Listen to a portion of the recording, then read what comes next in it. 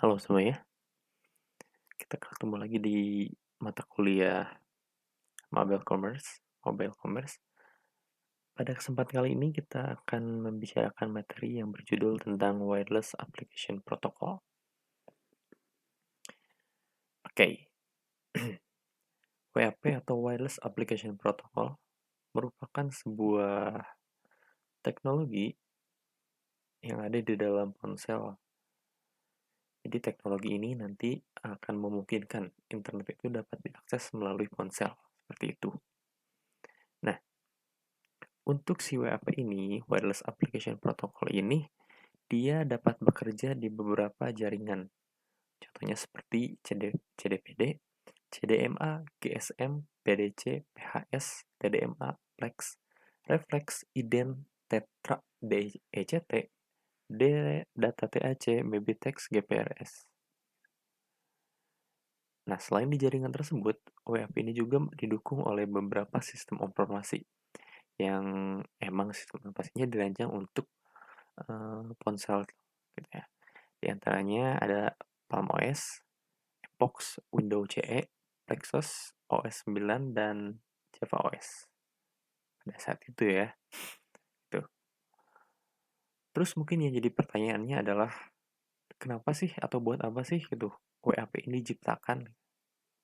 Nah, untuk kita terlebih tahu bagaimana kenapa WAP ini diciptakan, berarti kita harus tahu dulu ceritanya kenapa WAP ini sampai diciptakan. Jadi begini ceritanya. Pada tahun 1997, Nokia, Ericsson, Motorola, Phone.com atau sekarang sebagai Unwired Planet memperkasai sebuah forum dengan nama WAP Forum. Nah, WAP Forum ini merupakan sebuah organisasi nirlaba yang punya tujuan untuk menetapkan standar dalam memberikan layanan akses internet ke kelas konsumen melalui alat wireless. Standar ini membantu platform global untuk menciptakan jalur yang berbeda namun sejalan dengan internet. Kayak gitu. Nah, WAP ini adalah teknologi yang menggunakan prinsip dasarnya itu WML gitu atau Wireless Markup Language. Terus apa sih WML itu gitu? WML ini adalah sebuah bahasa pemrograman markup yang digunakan untuk mengimplementasikan WAP. Jadi WAP ini menggunakan bahasa pemrograman yang disebut dengan OML, Wireless Markup Language. Kayak gitu. Nah, si OML ini dia menggunakan basisnya itu XML. Oke. Mungkin teman-teman bingung XML, OML itu apa? Mungkin nanti bisa sambil berjalan nanti akan mengerti sendiri. Gitu ya. Jadi kita balik lagi ke pembahasan awal yaitu WAP ini sendiri. Oke, kita balik lagi ke WAP. Nah, tadi WAP ini merupakan teknologi dengan prinsip dasarnya itu WML. Jadi, WAP ini menggunakan bahasa pemrograman WML untuk bisa mengakses internet. Seperti itu. Jadi, supaya bisa di ponsel nih, supaya bisa mengakses internet itu menggunakan bahasa pemrograman WML. Kayak gitu. Nah, pada saat itu ya, WAP ini jadi diyakini bisa menjadi salah satu terobosan yang akan mempermudah manusia dalam menikmati internet hanya dengan menggunakan ponsel saja.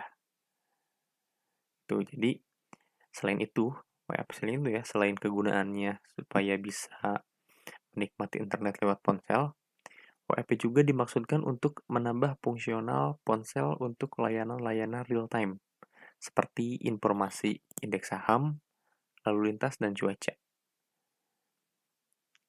Nah, sebagai media layanan yang 24 jam ya, dan mudah dalam mengaksesnya, hanya menggunakan ponsel, sekalipun kita ada berada di daerah terpencil gitu.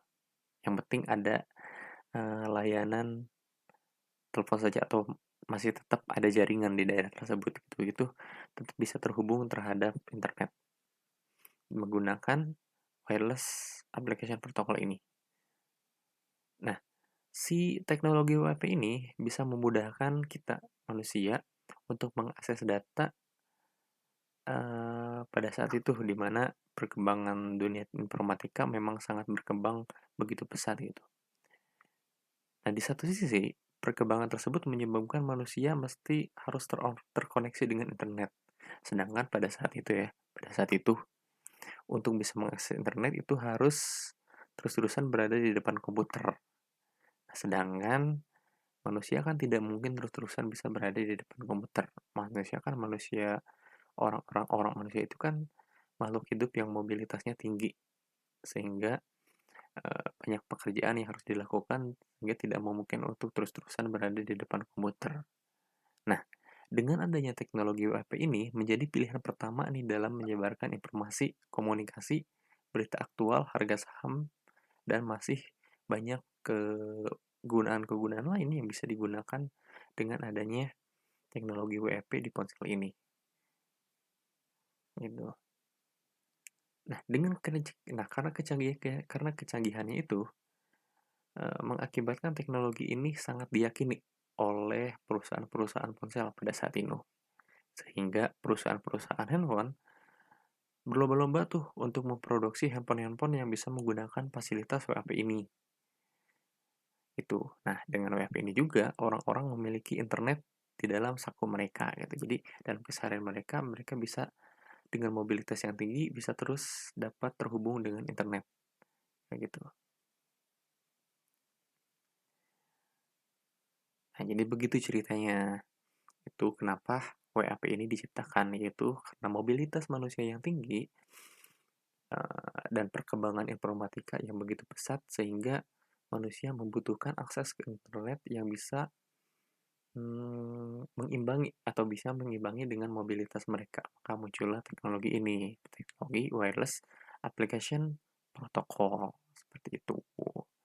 Nah, dengan adanya teknologi ini sekarang kita bisa mudah buat browsing gitu ya, belanja online, pesan tiket dan sebagainya hanya dengan menggunakan smartphone kalau sekarang, kalau dulu masih berbentuk ponsel.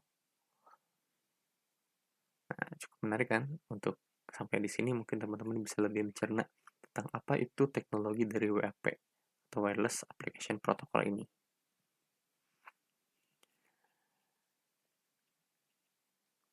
Nah, karena kecanggihannya tersebut ya tadi, karena kecanggihan tersebut hingga perusahaan-perusahaan itu sekitar 95% mereka akhirnya mengadopsi teknologi dari WAP ini gitu. Nah, dalam kerjanya gitu ya, dalam proses kerjanya terdapat tiga bagian dan terdapat tiga bagian bagaimana untuk mengakses wireless application protocol ini.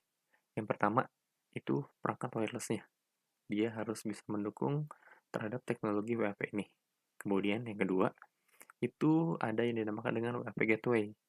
Jadi WAP gateway ini adalah sebagai perantara antara si klien dengan server. Itu. Dan yang ketiga adalah si servernya yang menyediakan dokumen atau yang menyediakan informasi. Seperti itu.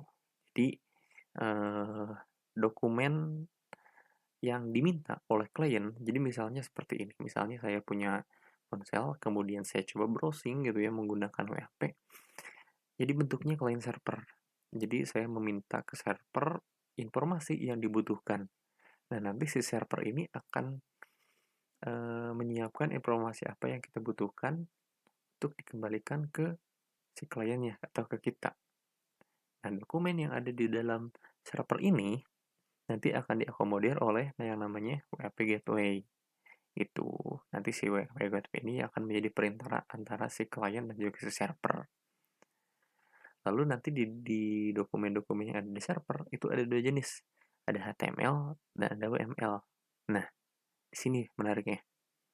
Jadi HTML ini mungkin teman-teman sudah pada tahu ya, HTML ini kan dipergunakan untuk emang sudah banyak dipergunakan maksudnya. Udah banyak dipergunakan untuk di web browser. Jadi kalau teman-teman butuh informasi pakai pakai PC gitu ya, buka web browser, nanti yang dikirim adalah dokumen HTML. Nah, berbeda dengan ponsel. Kalau ponsel itu bukan HTML dokumen yang dikirimnya, tapi bentuknya dokumen WML. Dan dibukanya juga bukan di web browser, tapi di web WAP browser. Kayak gitu. Nah, nanti kalau si klien minta informasi kepada server lewat ponsel, kalau bentuknya WML nanti akan langsung direspon oleh servernya dan dikembalikan lagi sesuai dengan permintaan dari si kliennya. Nah, lalu kalau misalkan ternyata yang diminta itu bentuknya masih HTML, tugas dari si web gateway nanti yang akan melakukan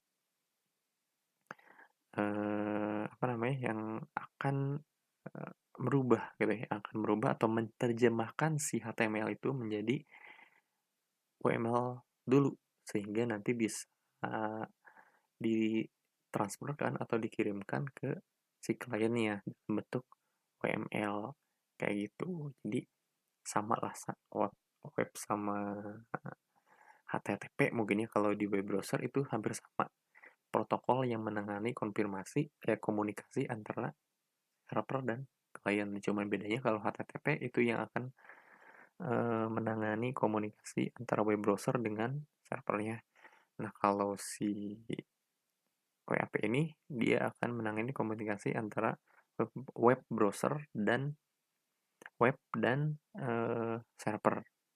Jadi si web ini ada di ponsel, kalau HTML ini ada di web browser. Itu ada di PC, di komputer. Itu yang membedakan antara kedua teknologi ini, gitu ya.